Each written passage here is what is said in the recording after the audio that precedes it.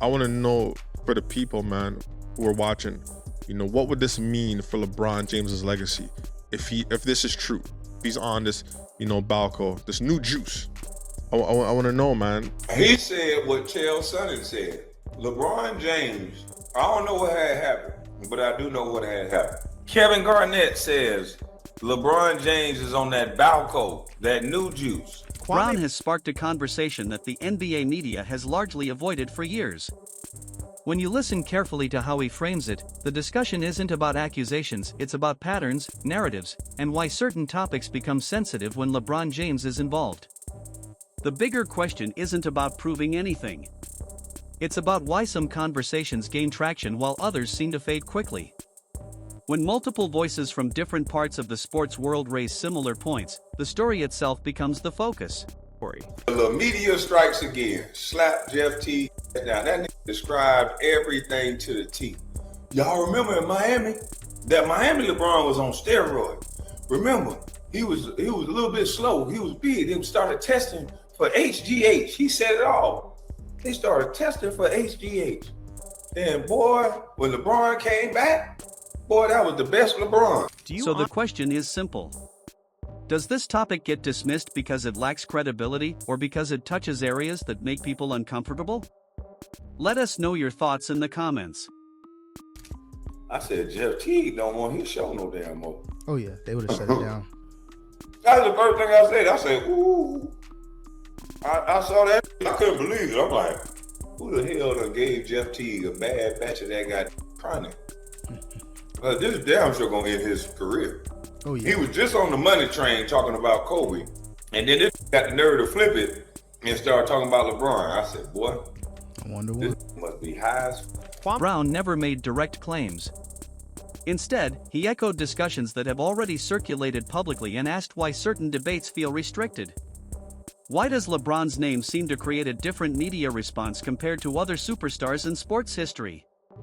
Every major athlete is analyzed, debated, and criticized. Yet some fans and analysts feel that conversations shift quickly when it comes to LeBron.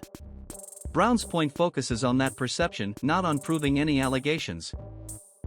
He said what Chael Sonnen said. LeBron James, I don't know what had happened, but I do know what had happened. LeBron James was with the Cleveland Cavaliers. He went down to Miami to get in shape. He was down there for about 2 weeks. So came back, turned into Superman again. I'm just saying.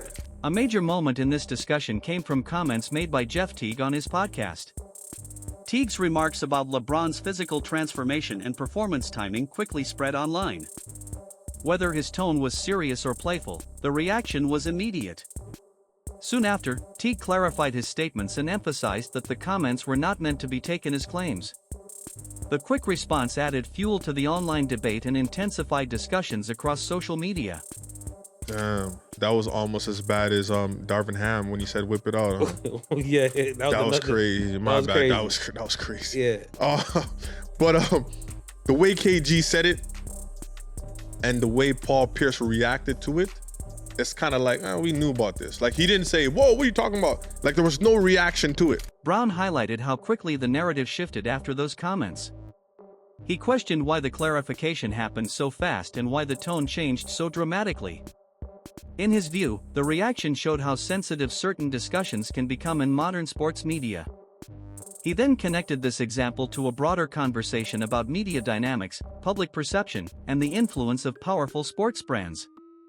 If the world understood what LeBron did, like other basketball players will hear what LeBron does and go, well, yeah, but that doesn't matter, right? It's like a baseball player and you're hitting a stick out of the, it doesn't matter. It's like, no. If you knew what these performance enhancers did, then you would know why it does matter. What do you think he's there's doing? only one, we have the same drug guy, if you will. I know exactly what he's doing.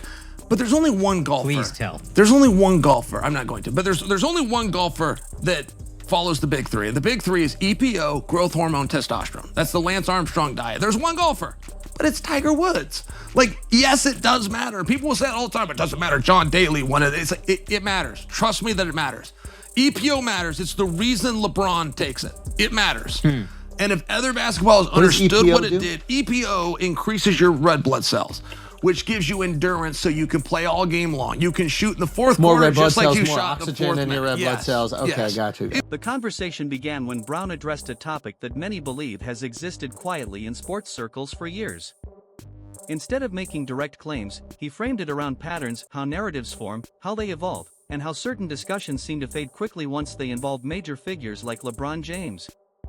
Brown's central argument wasn't about proving wrongdoing. It was about perception. He questioned why some subjects generate intense debate in sports media, while others appear to be treated with caution. In his view, when multiple voices from different backgrounds reference similar themes, the conversation itself becomes part of the story. He also asked a broader question: does silence mean something is untrue, or does it sometimes reflect how sensitive topics are handled in modern media? One moment that reignited attention came from comments made by Jeff Teague on his podcast. Teague discussed LeBron's physical development and performance over time. While some interpreted the remarks as jokes, others felt they opened the door to larger speculation. What drew attention wasn't just the comment, it was the speed of the clarification that followed. Teague later emphasized that his statements were not intended as accusations. Brown pointed out how quickly the tone shifted. He suggested that the rapid response fueled more discussion rather than ending it. Whether that reaction was coincidence, caution, or simple clarification remains open to interpretation, but it intensified public curiosity. Brown also referenced historical jokes and commentary from former players, including comments made by Kevin Garnett during media appearances. Over the years, several athletes have made lighthearted or speculative remarks about performance enhancement in sports. Most of these comments have been dismissed as humor or competitive trash talk. However, Brown noted that when similar themes appear repeatedly around the same athlete or era, it naturally draws attention. A major focus of discussion centers on LeBron's time with the Miami franchise. During that period, many observers noticed his physical transformation. When LeBron transitioned from Cleveland to Miami, fans and analysts widely discussed changes in strength, conditioning, and explosiveness. Supporters attribute this to advanced training, nutrition, and recovery programs. Critics argue that the visible transformation sparked questions about sports science and athletic development in the modern era. It's important to emphasize, observations are not evidence. Public discussion does not equal proof. Brown made clear that the conversation is about transparency and media dynamics, not accusations. Another recurring subject in online debates is league-wide testing policies. When performance-enhancing testing standards evolved across professional sports, fans noticed broader conversations about physique changes and conditioning trends. In LeBron's case, some critics connected timeline shifts to league policy updates. However, supporters argue that elite athletes constantly adjust training methods to extend longevity, especially as sports science advances. Brown's broader concern wasn't about outcomes, it was about whether mainstream networks, including ESPN, approach hypothetical discussions consistently across all athletes. His point was that sports history shows many legends face scrutiny, debate, and speculation. Yet he feels that certain conversations become more difficult when tied to extremely influential figures. The idea isn't unique to basketball. Across sports, legacy debates often include what-if discussions. For example, fans and analysts regularly examine controversies involving baseball, cycling, football, and Olympic sports. Brown's argument was that hypothetical analysis should not automatically be viewed as hostility. Another element in the discussion involves business influence. LeBron is not only an athlete but also a global brand.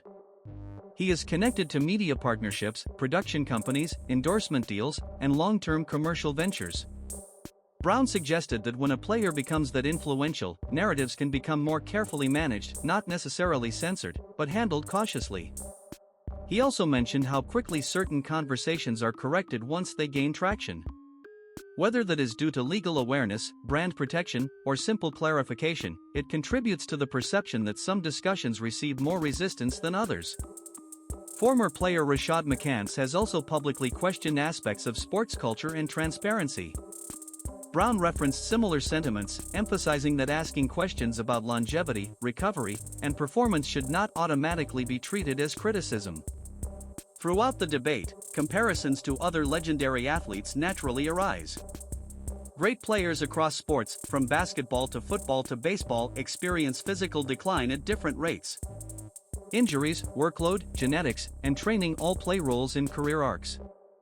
LeBron's extended longevity has impressed many analysts, particularly given his high-usage style of play. His ability to maintain elite production deep into his late career has been attributed by supporters to discipline, investment in recovery, and modern sports medicine. Critics view it as unusual compared to historical aging curves. Both perspectives exist in public discourse.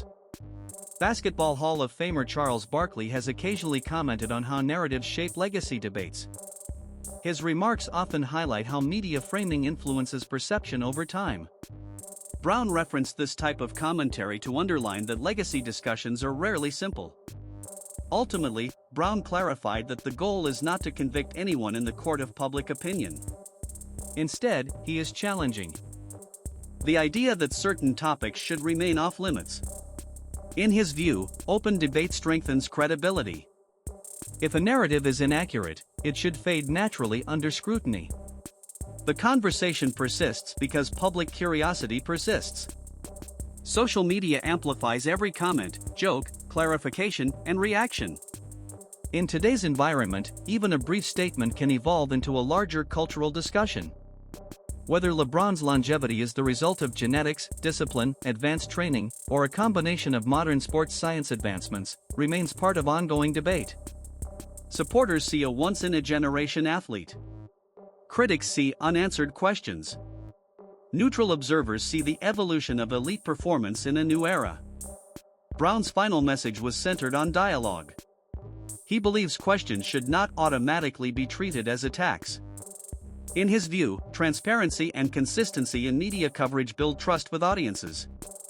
And as long as fans continue discussing legacy, performance, and influence, the conversation will continue, shaped by opinions, interpretations, and the ever-changing relationship between athletes and the media.